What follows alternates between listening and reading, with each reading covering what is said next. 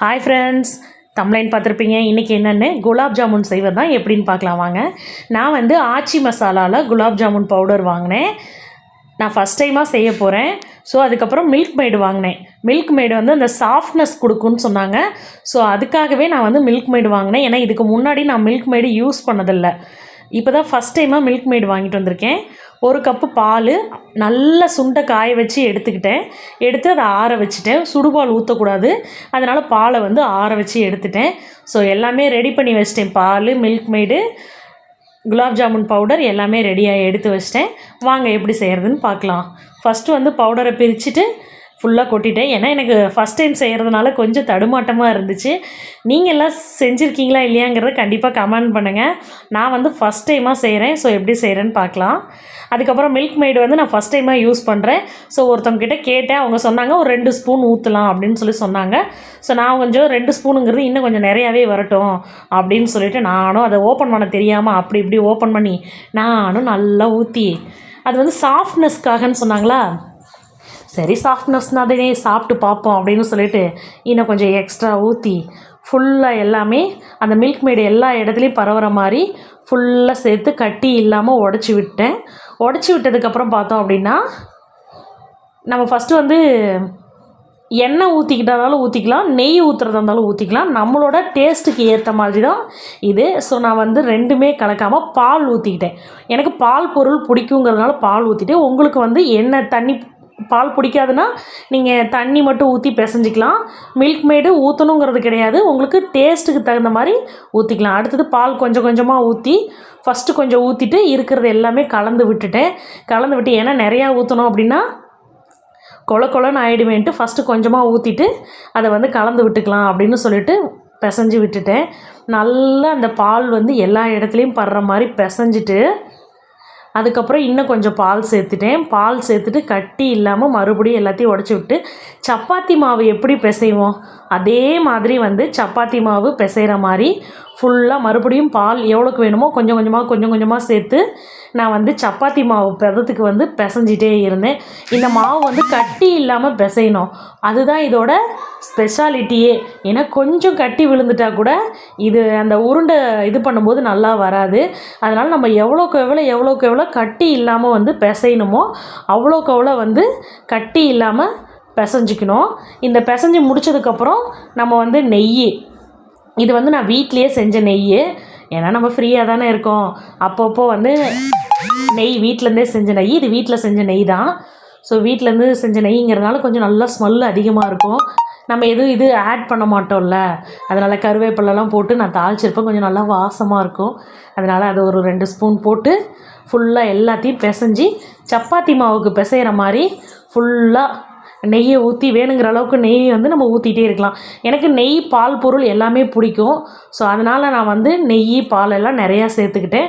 உங்களுக்கு எவ்வளோ வேணுமோ அதுக்கு தகுந்த மாதிரி சேர்த்துக்கோங்க.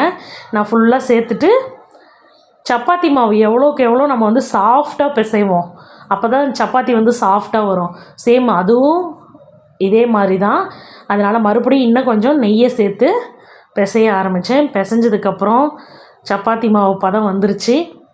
எடுத்து வச்சுட்டு இதை வந்து நல்லா துணி ஒன்று, ஈர துணி வந்து போட்டு மூடி வச்சுட்டேன். இன்னும் கொஞ்சம் நல்லாவே பிசைஞ்சிக்கலாம். நான் பிசையும் போது பார்த்துருப்பீங்க, நான் நெய் கொஞ்சம் உண்டுன்னு அதை ஊற்றிட்டேன். இருந்தாலும் அதை மேனேஜ் பண்ணி பிசைஞ்சு வச்சுட்டேன். பிசைஞ்சி ஃபுல்லாக நல்லா பிசைஞ்சதுக்கப்புறம் ஊற வச்சிட்டேன். இது வந்து எவ்வளோ நேரம் இருக்கணும் அப்படின்னு பார்த்தோம் அப்படின்னா, ஒரு 1/2 hour வந்து மூடி வச்சிட்டோம் அப்படின்னா அந்த உள்ளே இருக்கிறது எல்லாமே வந்து அந்த மில்க் மேடு, பால் எல்லாம் ஒரே இடத்துல நல்லாயிருக்கும். ஸோ அதனால் வந்து கொஞ்சம் நேரம் ஊற வச்சிடலாம். நான் போயிட்டு துணி எடுத்துகிட்டு வந்து வச்சுருக்கேன். போட்டு மூடி வச்சுட்டு கொஞ்சம் நேரம், அடுத்தது இது மூடி வச்சதுக்கப்புறம் நம்ம அடுத்தது என்ன பண்ணோம் அப்படின்னா இது செய்ய ஸ்டார்ட் பண்ணிடலாம். சக்கரை பாவு செய்கிறதுக்கு ஸ்டார்ட் பண்ணி இதை நான் உருட்டி வச்சுட்டேன். உருட்டி வச்சதுக்கப்புறம் 1/2 hour சக்கரை பாவு வைக்கிறதுக்கு அடுத்தது உருட்டிட்டேன். குட்டி குட்டியாக பால் வந்து உருட்டிட்டேன். ஃபஸ்ட்டு வந்து சின்ன சைஸ், ஏன்னா ஃபஸ்ட் டைம் செய்கிறதுங்கிறதுனால என்ன சைஸ்க்கு தெரியறதுனே தெரியல. அதனால் எனக்கு பிடிச்ச சைஸில் சின்னது பெருசு அப்படியே செஞ்சு எடுத்துட்டேன். செஞ்சு உருண்டை பிடிச்சி வச்சதுக்கப்புறம் ஒரு பக்கம் வந்து பாவு காய்ச்சறதுக்காக தண்ணி வச்சுருந்தேன். இதில் வந்து நான் 2 டம்ளர் தண்ணி வச்சுருந்தேன். 2 டம்ளர் தண்ணிக்கு 1 கப்பு சர்க்கரைக்காக 2 கப்பு தண்ணி ஊற்றிருந்தேன். ஸோ நீங்களும் வந்து எவ்வளோக்கு எவ்வளோ போடுறீங்களோ அதுக்கு தகுந்த மாதிரி தண்ணி எடுத்துக்கோங்க. நான் வந்து 1 கப்பு சர்க்கரை தான், ஏன்னா நான் ஸ்வீட் கம்மியாக தான் சாப்பிடுவேங்கிறதுனால சுகர் கம்மியாக தான் ஆட் பண்ணேன். நீங்களும் உங்களுக்கு பிடிச்ச மாதிரி நீங்கள் இது பண்ணிக்கலாம். அதுக்கப்புறம் தண்ணி கொதிச்சிச்சு. கொதிச்சதுக்கப்புறம் சர்க்கரை போட்டேன். அதுலேயே ஏலக்காய் போட்டோம் அப்படின்னா கொஞ்சம் ஸ்மெல்லு நல்லாயிருக்கும் அப்படிங்கிறதுக்காக ஏலக்காய் அதுலேயே உடச்சி போட்டு விட்டுட்டேன். நல்லா கொதிச்சிட்ருக்கு. இது கொதிச்சிட்டே இருக்கும்போது நம்ம பதம் பார்க்குறது எனக்கு தெரியாது. ஏன் அப்படின்னா நம்ம ஃபஸ்ட் டைம் நான் வந்து செய்கிறேங்கிறதுனால இது பதம் பார்க்க தெரியாது. எங்கள் பாட்டிக்கு ஃபோன் பண்ணி கேட்டேன், இது எப்படி வந்து பதம் பார்க்கணும் அப்படின்னு சொல்லிட்டு. எங்கள் பாட்டி சொன்னாங்க, தண்ணி ஒரு கப்பில் எடுத்து வச்சுக்கோ, எடுத்து வச்சுட்டு நல்லா கொதிச்சதுக்கப்புறம் அதில் விட்டு பார்த்தோம் அப்படின்னா எண்ணெய் மாதிரி மேலே வரும், அந்த பதம் வந்தால் தான் வந்து இதுக்கு கரெக்டான பதம் அப்படின்னு சொன்னாங்க. சரி அப்படியே கொஞ்சம் கொதிக்க வச்சுட்டு நான் கீழே ஒரு கப்பில் வந்து தண்ணி எடுத்து வச்சேன். தண்ணி எடுத்து வச்சு வெந்துருச்சா வேகலையா வெந்துருச்சா வேகலையாங்கிற மாதிரி ஃபஸ்ட்டு ஒரு டைம் போட்டு பார்த்தேன். ஆனால் ஃபஸ்ட்டு விட்டு பார்த்ததுக்கப்புறம் அந்த பதம் வரலன்னு தெரிஞ்சிச்சு. சரின்ட்டு இன்னொரு பக்கம் கடாயில் வந்து எண்ணெய் ஊற்றி காய வச்சிட்ருந்தேன். காய வச்சிட்ருக்கும்போது இந்த பக்கமும் கொதிச்சிட்டே இருந்தது. சரி மறுபடியும் பதம் வந்துருச்சா அப்படின்னு சொல்லி மறுபடியும் எடுத்து பார்த்தேன். மறுபடியும் எடுத்து பார்த்து விட்டேன். பதம் அப்போ தான் ஸ்டார்டிங் ஸ்டேஜாக இருந்தது. சரி அதுக்குள்ளே எல்லாத்தையுமே பொரித்து எடுத்துடலாம் அப்படின்னு சொல்லிவிட்டு ஃபஸ்ட் டைம் பொரித்தேன். ஃபஸ்ட்டு வந்து கருக விட்டுட்டேன், கருப்பாயிடுச்சு. சரி அடுத்த டைம் பொரிக்கலாம் அப்படின்னு சொல்லி போட்டேன். அடுத்த டைம் வந்து நமக்கு பிடிச்ச மாதிரி கலர்லேயே ப்ரௌனிஷாக வந்துருச்சு. ஏன்னா ஃபஸ்ட் டைமுங்கிறதுனால ரொம்ப மனசுலலாம் வந்து நம்மளும் பெரிய ஆள் ஆகிட்டோம், குக்கிங் மாஸ்டர் ஆகிட்டோம் அப்படிங்கிற மாதிரிலாம் தோணுச்சு. ஏன்னா ஃபஸ்ட் டைம் இதெல்லாம் செய்கிறோம்ல. அப்படியே இதெல்லாம் எடுத்து வச்சுட்டு பொரிச்சு எடுத்தா, ஆஹா ஏய் நீயா இதெல்லாம் செஞ்ச அப்படிங்கிற மாதிரி ஆயிடுச்சு. ஃபுல்லாக எல்லாத்தையுமே பொரித்து எடுத்து வச்சுட்டு அதுக்கப்புறம் மறுபடியும் பாவு வந்து செக் பண்ணேன். பாவு செக் பண்ணிவிட்டு மறுபடியும் தண்ணியில் விட்டு பார்த்தேன். கரெக்டாக அவங்க சொன்ன பதம் வந்துருச்சு. சரின்னு சொல்லிட்டு அடுப்பை ஆஃப் பண்ணிவிட்டு பொரித்து வச்சதெல்லாம் எடுத்து போட்டுட்டு அதுக்கப்புறம் எனக்கு வந்து பம்கின் சீட்ஸ் இருக்குல்ல, பம்கின் சீட்ஸ் வந்து பிடிக்கும். ஸோ வந்து பம்கின் சீட்ஸ் எல்லாம் எடுத்து அதில் வந்து போட்டேன்.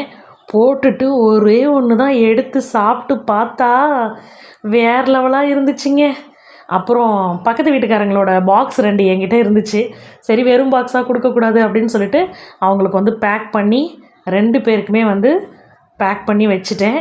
வச்சதுக்கப்புறம் மறுபடியும் நானும் ஒரு 2 சாப்பிட்டு பார்த்தேங்க.